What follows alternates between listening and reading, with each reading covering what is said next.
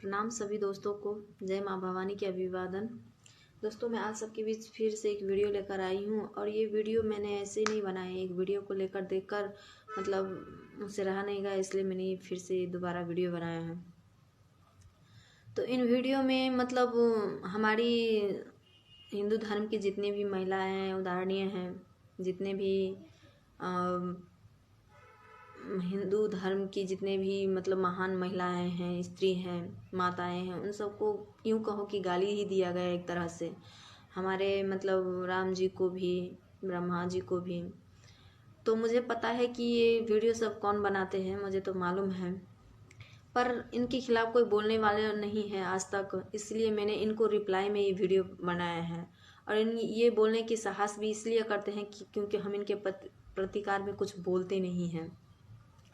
तो जहाँ तक उन्होंने सवाल किए हैं, खड़े किए हैं सीता को लेकर, राम जी को लेकर, मतलब कि सीता माता ने बहुत जुल्म सहा है, बहुत कुछ किया है, मतलब सहा है। राम जी ने उनके प्रति बहुत बहुत जुल्म ढाए हैं, बहुत दुख दिए हैं, दर्द दिए हैं, उनसे अग्नि परीक्षा लिए हैं।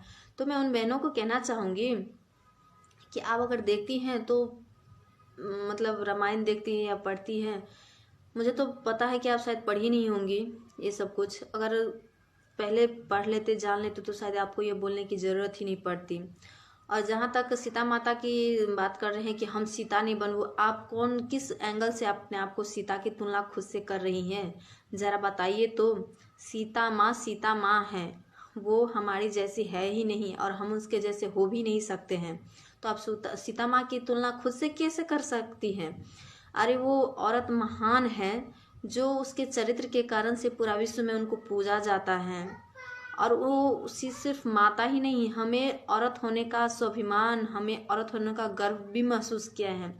हमें गर्व है कि हमारी माँ सीता है, और उनसे हम क्या तुलना कर सकते हैं? उनकी चरणों के धूल बराबर भी नहीं। हमें अगर 100 जन्म ले भी ले तो वो परमात्मा है, वो परमात्मा के अंश है, तो हम उनकी तुलना कैसे कर सकते हैं? अरे सीता क्या, खुद को औरत भी तो बना ले पहले। हम अपने आप को औरत बना ले, वही बड़ी बात है। सीता तो छोड़िए, जिस सीता माता की बात कर रहे हैं आप, उस सीता माता के पास क्या नहीं थे। वो राजा की बेटी थी, राजा की पत्नी थी, फिर भी उसके जीवन में जितने भी दुख सुख आए, वो खुद अपने आप दुख को खुद लड़ने की क्षमता रखी। हाँ, वो दूसरे के सहारे कभी नहीं रही, चाहे वो वन में हो, चाहे कहीं भी हो। तो वो हमें जीवन की सीख देकर गई है, हम उनकी तुलना कर भी नहीं सकते हैं।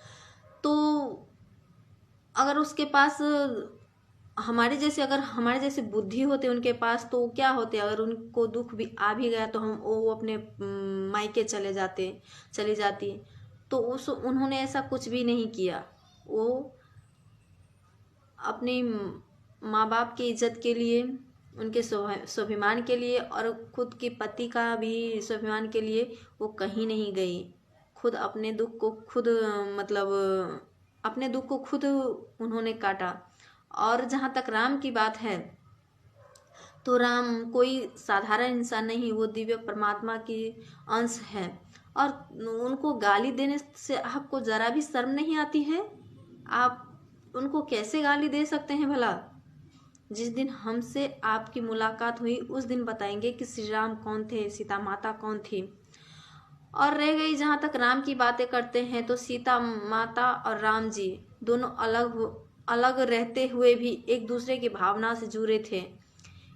अगर वो राम जी अगर महल में भी रहकर सीता माता अगर वनवास रहती है, तो जो राम खाते हैं, जो जैसे सीता रहती है, जैसे वो नीचे जमीन पे सोती है, वैसे ही रहते हैं। आजकल की आधुनिकता में तो देखो, साथ होते हुए भी, पति पत्नी साथ होते हुए भी कितने सारे अफेयर चलाते हैं, कितने मतलब आज तो इज्जत का कोई मतलब वो बात ही नहीं रह गई है।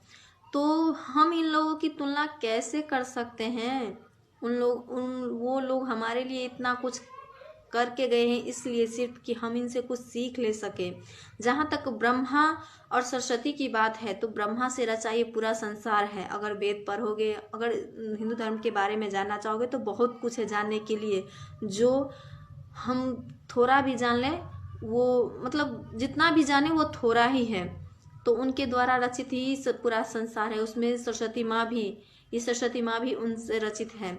और जो ब्रह्मा है वो अलग है, और जो इनकी शादी हुई है उनसे ही जो मतलब वो इससे रचा हुआ है, तो उनसे उनकी शादी हुई, वो उनकी पिता नहीं है।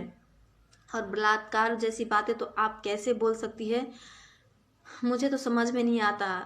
और जहाँ तक आप गांधारी की बात करते हैं, कौरव की बात करते हैं, तो जहाँ तक गांधारी और कौरव की बात करते हैं, तो गांधारी तो वो महान औरत थी जिसने अपने पति के कारण अपने पति को मतलब नीचा ना महसूस हो, उनको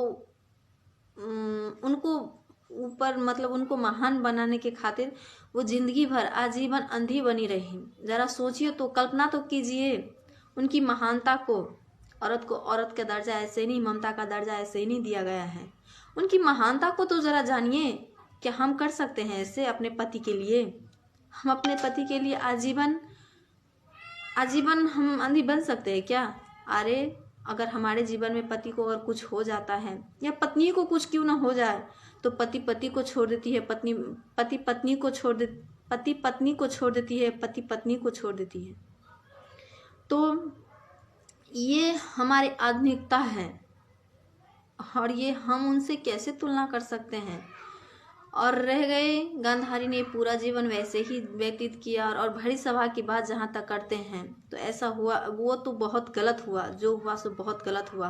पर सोचिए जरा द्रौपदी के बारे में।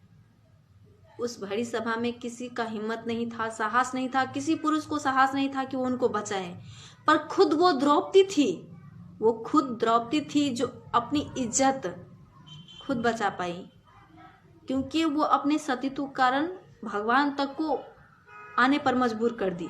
किस लिए? क्योंकि उनके पास वो सतीत्व था, इतना वो रखती थी। सीता माता ने भी अग्नि परीक्षा दी, अग्नि में चली गई, अग्नि परीक्षा देते हुए भी वो वैसे ही लौट कर आई। क्या हम आ सकते हैं? सोचिए जरा। गांधारी पे कोई जोर जबरदस्ती नहीं था कि आप आंखों पे पट्टी बना ले, पर वो अपने पति के लिए सब कुछ, इस दुनिया को, उस दुनिया को ही, अपने पति को ही अपनी दुनिया बना ली। क्या है एक भी औरत ऐसी? हमें बताइए जरा। तो तुलना उन लोगों की क्या करते हैं? और जितने भी हिंदू धर्म की औरतें हैं, जितने हिंदू धर्म की महान औरतें हैं, जो स्त्री हैं, उन सबको आपने नीचा दिखाया है। हरे धर्म की बात लाते हैं, अगर नाइंसाफ़ी की बात लाते तो बहुत सारे बातें जो मुद्दा है जो आप उठा सकती हैं। दूसरे धर्म में भी है ऐसी गंदी हरकतें होती हैं, ज़रा बता के तो देखिए, बोल के बताइए तो ज़रा। क्योंकि हम अपने धर्म के बारे में सुनकर भी चुपचाप रहते हैं, इसलिए आपको बोलने का मौका मिला है। इतिहास गवाह है कि औरत को सबसे ज़्यादा दुख औरत ही ने दिया है। मर्द तो बाद में आते हैं, पुरुष तो बाद में आते हैं। औरत को बर्बाद करने में सबसे ज़्यादा पहला हाथ औरत का ही होता है। आज के समाज में जाकर भी देखिए कि बहू सास को नहीं देख पाती है, उनकी वजह से उन्हें वृद्धाश्रम छोड़ा जाता है। माँ बेटी को आगे नहीं बढ़ने देती है, भाभी ननद को नहीं देखना चाहती है, ननद भाभी को नहीं देखना चाहती है, और मतलब देवर देवरानी ये सब अलग आपस में मिलती नहीं है, इनके कारण घर फूटते हैं। तो आप किसको दोष दे रहे हैं? एक पुरुष को भड़काने में भी औरत का ही हाथ होता है। एक सौतन को दुख देती है। अरे कितने आज के समाज के आधुनिकता को तो देखिए जरा, कि शादीशुदा पुरुष से ही संबंध रखते हैं ज़्यादातर औरतें। तो क्या आप इनको औरत कहते हैं? बताइए जरा। कपड़े तो पहन लेती है 2-2 करोड़ की कीमत का, तो पूछिए ही नहीं, पर क्या बदन क्या ढके होते हैं? अरे क्या फ़ायदा इन करोड़ों के रुपये के कपड़े पहनकर? जब दिखाना है तो पूरा दिखा ही दीजिए, फिर ये कपड़े लगाने की ज़रूरत क्या है? आप इनको औरत कहती हैं।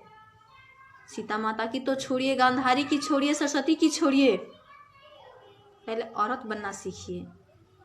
पुरुष से तो छोड़िए बराबरी की उम्मीद, पहले औरत को औरत तो बना ले, औरत समझ ले। क्योंकि ये तुलना किसी के नहीं, ये खुद अपने आप में अतुलनीय है। तो है बहन, मैं आपसे इतना ही कहना चाहती हूँ कि ये वीडियो मैंने हिंदी में बनाई है, इसका कुछ रीज़न है, कारण है। आप जिस भाषा में सुनना चाहते हैं इसका रिप्लाई हम उस भाषा में दे सकते हैं आपको। मैथिली हो, हिंदी हो, नेपाली हो, इंग्लिश हो, हर भाषा में आपको बता सकते हैं इसके बारे में। तो रह गई जहाँ तक आपने लिखी है मैथिली में, कहते हैं आप कविता लिख सकती हैं, तो मैं भी आपको बताना चाहती हूँ कि कविता मैं भी लिखती हूँ। ज़रा मेरी भी कविता कभी सुन लीजिएगा। आपने जो लिखा है ना, सीता माँ के लिए, राम जी के लिए, श्री राम के लिए लिखे हैं ना, मैंने भी आपके लिए कुछ लिखा है, वो भी मैथिली में, थोड़ा बहुत मैथिली भी सुन लीजिए। अरे तू तुलना की सीता माता से करबे तो ओकर चरण के धूलो बराबर नहीं छे।